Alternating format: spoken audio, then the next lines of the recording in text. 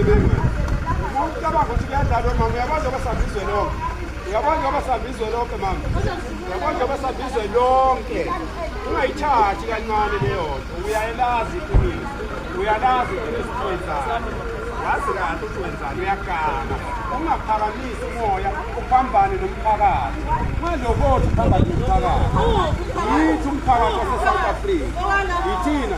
Cha wena sisimana wena. Wena mamohloya awuhloniphi nje sidalo wena.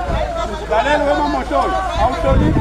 Wena wazi ngani wena? Wazi ngani ukuthi why we defend kangaka le ndoda? Sikhuluma ngomsebenzi ofanele uwele ezandleni zakho. Hayi ukuthi sifuna ukunika omunye umuntu indawo ngeyakho. Why you defend umuntu ongamazi? Kukuphi kubo mama lo muntu umuzwa kubo ume kanjani? Unjani umuzwa kubo? Cela ukubuza umuzwa kubo ubheke kuphi? Ubheke empumalanga noma entshonalanga noma kuphi? Ubheke kuphi umuzwa kubo lapha asuka khona? Abengibuza. Kulungile ngiyakuzwa nami sengiyakubuza ke manje. Ubheke kuphi umuzwa kubo lapha akhe khona? Noma ngawazi. Ingozi webo mama lento le. Ingozi einganeni zethu, ingozi ezweni, ingozi kulomphakathi lo. Awekho amaphepha abanawo laba bantu wena wawabona ngani wena amaphoyisa manje ukhohlwa indaba yephoyisa khohlwa indaba yephoyisa ukade ukusho nje sisithi umthetho wawazi amaphoyisa beyokwenzani akusikho kwakho lo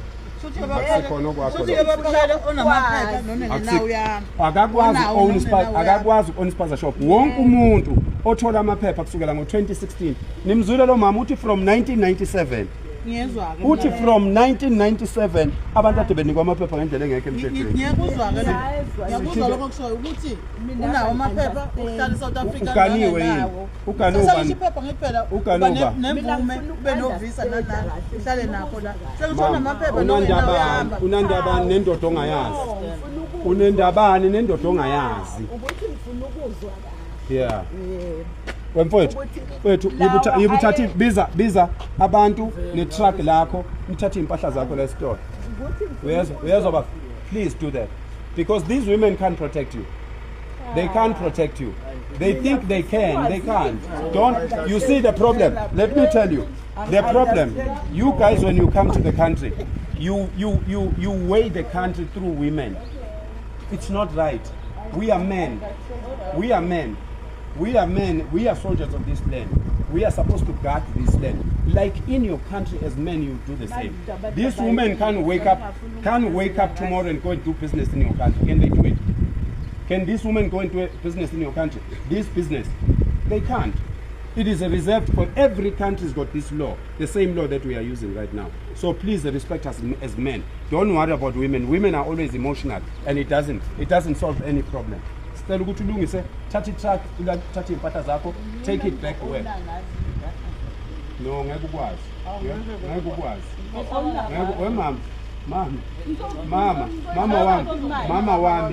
Mama wami ungasenzi izingane sengiphinda kaningi la ukuthi thina abantu ebasuke bethi bona bangakwazi ukulungisa ukuqhubeka nezitolo thina siyabasiza senguphinda alright ngokomthetho wase-South Africa uyazi ukuthi ama-spaza shops and tuck shops and car wash and all other small businesses are reserved for South Africans.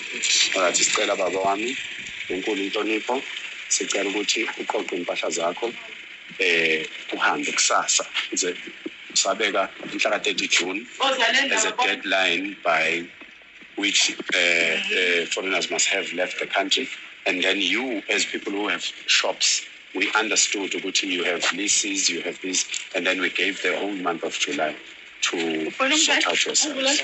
Right. So can you please do that like everybody else, because we are actually sorting out the economy of the country, and the economy must go back to the South Africans. It's not the hate, it's not that the community wants you to stay. It is the law of the country. It's in the constitution. It's in the constitution of the country. So we can't go against the constitution of the country. Can you please do that? Yeah, and we have a right to go inside your shop, help you take out the stock, but we won't do that because we don't want people to say we took your stuff. But you must respect that, and I heard that you have a bottle store. You also have a bottle store. Please, you can those are reserved businesses for South Africans. It's a law. And the law says when you are coming to do business, please Mama, ayikho into ongayi-understand. You can't have i-premises yokurun ibhizinisi unga-understand lutho, please.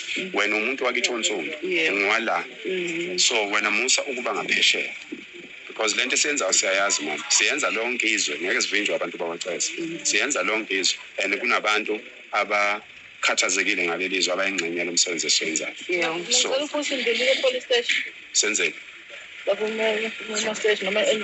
Senzeni police station. Lungile ngiyakuzwa kokusho mhlawumbe into ongafanele ukuthi nize la. Sizokwenza. Ngoba phela thina saya police station. Nathini?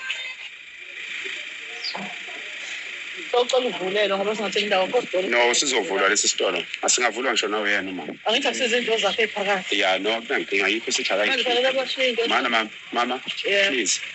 Cela uqaphele ukuthi sikhuluma kanjani. Sikhulume kahle. Uyangizwa? Lalela. Ngeke size siye police station. Umthetho uyawazi umthetho lawula ukulawula komnotho wethu. No, akunandaba. Akunandaba. That's why I'm here. And that's why ngisiza izwe. Mawuthi wena amaphoyisa awawazi umthetho, uyawazi wena. Laba bawulandela umthetho ukuthi bafike la. Angazi. Ukuthi